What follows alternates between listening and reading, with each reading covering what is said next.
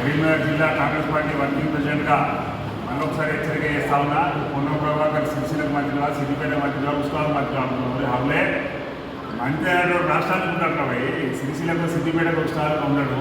నీ ఈత జ్ఞానం లేనటువంటి సునీల్ రావు నువ్వు ఏం మాట్లాడుతున్నావు? నీ గురించి పీకుతల ఉద్దేశంతో ఇక్కడ ఉంటే ఎక్కడైతే అవిశ్వాసం పెట్టి ఈ స్థాయిలో ఉద్దేశంతో నీకు చెప్పకుండా చేయకుండా నువ్వు అమెరికా దిగపోయినావు. ఇప్పుడు దిగపోయి ఒక 15 రోజులకు వచ్చి మళ్ళీ వచ్చే రాగానే నువ్వు ఈరోజు పొన్నం ప్రభాకర్ మీద ప్రెస్ మీట్ పెట్టి లేదా అవాకు చవాకు పెడితే నువ్వు హీరో అయితే అనుకుంటున్నావు. సునీల్ రావు నీకు రాజకీయ భిక్ష పెట్టిందే పొన్నం ప్రభాకర్.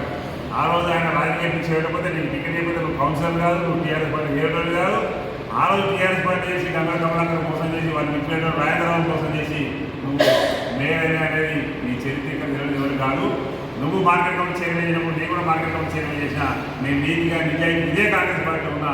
నువ్వు నీతి తప్పి నువ్వు బీఆర్ఎస్ పార్టీలో చేరి అది మా వెంబల పార్టీ అనే ఉద్దేశంతో ఈరోజు నువ్వు కరీంనగర్ మేయర్ అయినా తప్ప నువ్వు మేయర్ అయిన తర్వాత ఈ 4 సంవత్సరాల నువ్వు చేసినటువంటి ఒక గొప్ప పని అనేది చెప్పబోయాని ఈ సందర్భంలో అడుగుతా ఉన్నా.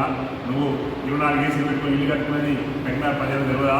అదేవిధంగా ఈరోజు కరీంనగర్లో చూసినట్టయితే ఎక్కడ చూసినా కానీ నువ్వు రూల్స్కు విరుద్ధంగా ఎక్కడైతే మినిమం 30 ఫీట్ ఉంటేనే అక్కడ సీసీ రోడ్ వేయాలి, ఏది స్మార్ట్ రోడ్ వేయాలి. కానీ 30 ఫీట్ కాదు కదా, 10 ఫీట్ ఉంటే కూడా నువ్వు సీసీ రోడ్ వేసి ఈరోజు డబ్బులు అనుకున్నావు విషయం ప్రతి ఒక్కరికి తెలుసు.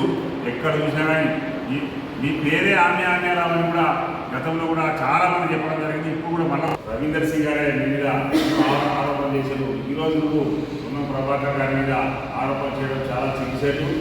ఈ మరొకసారి చెప్తా ఉన్నా, ఈరోజు తెలంగాణ వచ్చింది అంటే పొన్నం ప్రభాకర్ గారి పుణ్యం.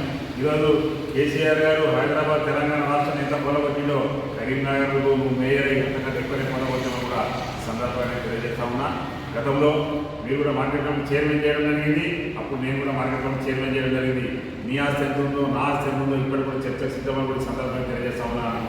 నీతికి నిజాయితీకి మచ్చలేని మంత్రి ఎవరైనా ఉన్నారంటే ఆయన పొన్నం ప్రభాకర్ గౌడ్ అనే సందర్భంగా తెలియజేస్తా ఉన్నా.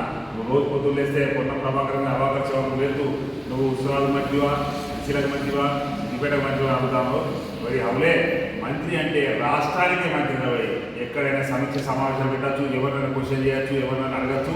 వాటి మీద చర్య తీసుకున్నటువంటి అధికారవర్గం అంటే ఈ రాష్ట్ర మంత్రివర్గంలో ఉన్నటువంటి 10 మందిలో ప్రతి ఒక్కరికి ఉంటుందని కూడా ఈ సందర్భంగా తెలియజేస్తా ఉన్నాను. రేవంత్ మంత్రివర్గంలో అత్యంత కీలక మంత్రి ఎవరైనా ఉండరు అంటే అది బీసీ సంక్షేమ శాఖ మంత్రి పొన్నం ప్రభాకర్ గౌడ్ గారు కూడా సందర్భంగా తెలియజేస్తా ఉన్నాను. మీకు తెలుసు ఆయన ఎన్ని నెలలో బస్సు ఫీ ఇవ్వడం జరిగింది. అదేవిధంగా 8 నెలల్లో ఎన్నో అభివృద్ధి కార్యక్రమాలు మహిళలు కావచ్చు చెప్పుకుంటూ పోతే 6 గ్యారెంటీ కూడా కంపెనీ ఇచ్చినటువంటి వ్యక్తి. దానికి సంబంధించిన ప్రతి ప్రణాళిక పొన్నం ప్రభాకర్ గౌడ్ గారి సందర్భంగా తెలియజేస్తా ఉన్నాను. మీకు మరొకసారి హెచ్చరిక చేస్తా ఉన్నా. రాబోయే కాలంలో పొన్నం ప్రభాకర్ మీద అవాకు సేవకు వెళ్తే మిస్టర్ బిడ్డ మీ యొక్క దేహశుద్ధి చేసి మీ నాలుగు తెగి వస్తామని కూడా ఈ సందర్భంగా మరొకసారి హెచ్చరిస్తా ఉన్నాం. ఈ అవకాశం కల్పించి